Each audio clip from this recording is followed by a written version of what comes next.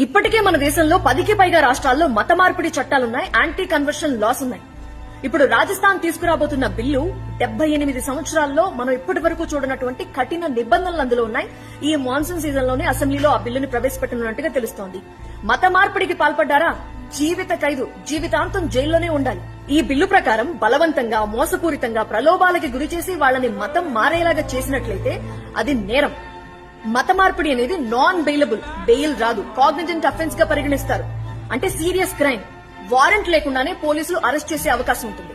ఇంకొక విషయం ఏంటంటే వాళ్ళ మతం మార్చడం కోసం పెళ్లి చేసుకున్నట్లయితే, ఇల్లీగల్ కన్వర్షన్ కోసం పెళ్లి జరిగితే ఆ పెళ్లి చెల్లదు.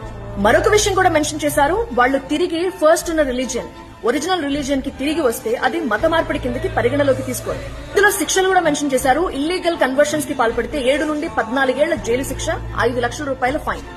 మైనర్స్, హ్యాండిక్యాప్డ్, దివ్యాంగులు గాని, మహిళలు, ఎస్సీ ఎస్టీలను కనుక కన్వర్ట్ చేసినట్లయితే 10 నుండి 20 ఏళ్ల జైలు శిక్ష పడే అవకాశం ఉంటుంది, 10 లక్షల రూపాయల ఫైన్ కట్టాలి. ఇక మాస్ కన్వర్షన్స్ అంటే పెద్ద సంఖ్యలో ఒకేసారి మత మార్పులు చేస్తూ ఉంటారు.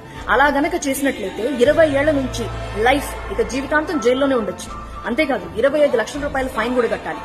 ఇదే అఫెన్స్ మళ్లీ చేస్తే, అంటే ఆల్రెడీ జైలుకు వెళ్లొచ్చి కూడా మళ్లీ మత మార్పులకి పాల్పడితే జీవితాంతం జైలు శిక్ష, 50 లక్షల రూపాయల ఫైన్ కట్టాలి. భయపెట్టో, లేదంటే బలవంతంగానో, పెళ్లి చేసుకుంటామని మాటిచ్చో, లేదంటే మైనర్స్ ట్రాఫికింగ్ ద్వారానో కన్వర్షన్ జరిగినట్టుగా గుర్తించారనుకోండి, 20 ఏళ్ల నుండి జీవితాంతం జైలు శిక్ష, 30 లక్షల రూపాయల ఫైన్ కూడా కట్టాలి.